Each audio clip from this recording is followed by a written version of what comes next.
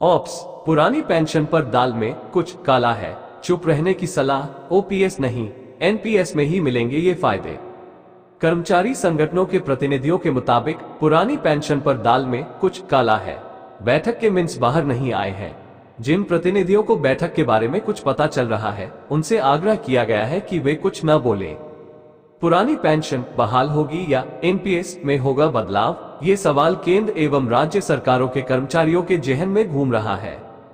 15 जुलाई को वित्त मंत्रालय द्वारा गठित कमेटी ने staff side national council JCM के प्रतिनिधियों से बातचीत की थी। वो कमेटी जिसका गठन ही एनपीएस में सुधार करने के लिए किया गया था। कमेटी के गठन को लेकर वित्त मंत्रालय का जो पत्र जारी हुआ था, उसमें ओपीएस शब्द तक नहीं लिखा था। इसके चलते कर्मचारी संगठनों ने ये समझकर कि इस बैठक में ओपीएस पर चर्चा ही नहीं होगी, तो उन्होंने बैठक का बहिष्कार कर दिया। कर्मचारी संगठनों के प्रतिनिधियों के मुताबिक पुरानी पेंशन पर दाल में कुछ काला है। बैठक के मिनट्स बाहर नहीं आए हैं। जिन प्रतिनिधियों को बैठक के बारे में कुछ पता चल रहा है, उनसे आग्रह किया गया है कि वे कुछ न बोले। सरकार चाहती है कि अभी मौन रहे। गंभीर मामला है। जल्द ही कमेटी की रिपोर्ट सार्वजनिक की जाएगी। ये तय है कि ओपीएस नहीं मिलेगा, लेकिन उसके कुछ प्रावधान एनपीएस सुधार में दिखाई देंगे। एनपीएस में गारंटीकृत पेंशन जैसा कुछ हो, ये संभावना कम है। National mission for old pension scheme Bharat के राष्ट्रीय अध्यक्ष डॉक्टर मंजीत सिंह पटेल, जिन्होंने इस मामले में सरकार को सुझाव दिए हैं, उनके मुताबिक कर्मियों को गारंटीकृत पेंशन सिस्टम ही चाहिए।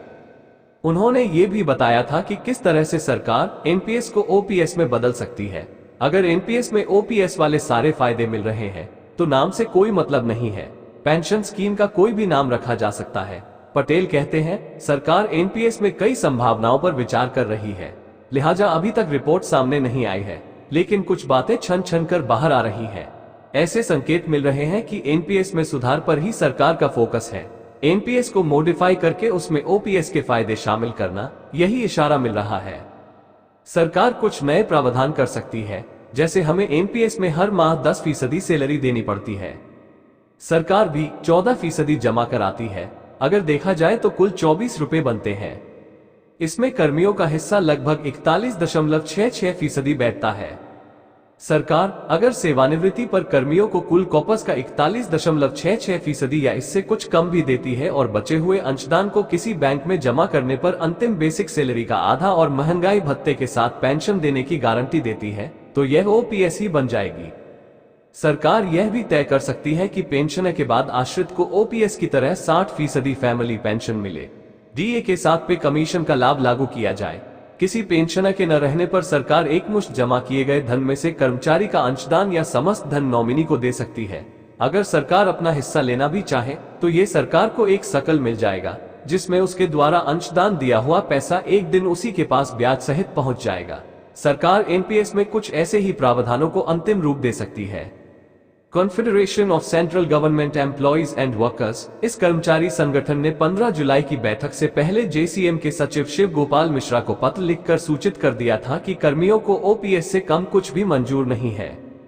वे एनपीएस की समाप्ति और गारंटीकृत ओपीएस की बहाली चाहते हैं।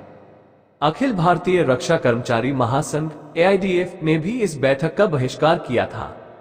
एआईडीएफ के अध्यक्ष एसएन पाठक और महासचिव सी श्री कुमार ने कहा था, कर्मियों को केवल गारंटीकृत पुरानी पेंशन ही चाहिए।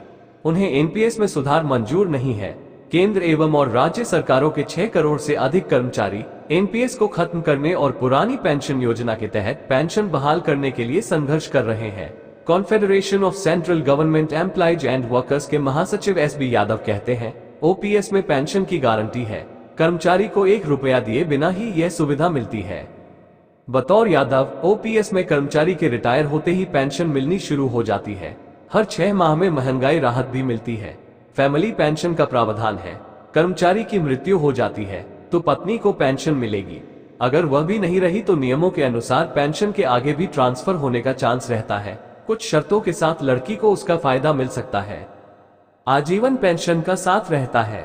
एनपीएस में 10% कर्मचारी जमा कराता व 14% सरकार देती है। सरकार अपने पास से कुछ नहीं दे रही।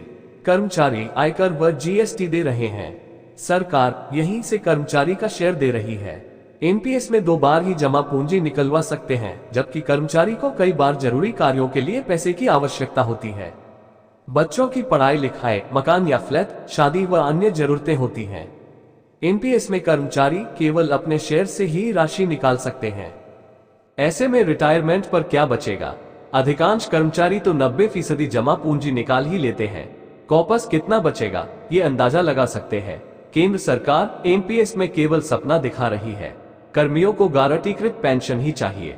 एनपीएस में कोई भी सुधार मंजूर नहीं है। बतौर मंजीत पटेल, एनपीएस में 20 साल की सर्विस पूरी करने से पहले ही रिटायर होने वाले कर्मचारियों को ओपीएस जैसी ही मिनिमम पेंशन की गारंटी मिल सकती है। जब कोई व्यक्ति ओपीएस में फुल लेंथ सर्विस पूरी करने से पहले ही यानी प्री मैच्योर रिटायर हो जाता है तो उसे मिनिमम पेंशन 9,000 रुपये जोड़दा मिलती है। एनपीएस में ऐसा नहीं है, इसलिए लोगों को 500 रुपये, 600 रुपये, 1200 रुपये जैसी पेंशन मिल रही है। संभव है कि सरकार उन्हें प्रति माह 15,000 रुपये 10,000 जोड़ 50% राशि देने का प्रावधान कर दे। हर 6 महीने में बढ़े हुए डीए का भी लाभ मिल जाए। अंतिम वेतन के 50% पर डीए के साथ पेंशन की गारंटी मिल सकती है। सरकार की मंशा है कि एनपीएस को खत्म नहीं किया जाए, बल्कि उसी में ओपीएस के प्रावधान शामिल कर दिए जाए।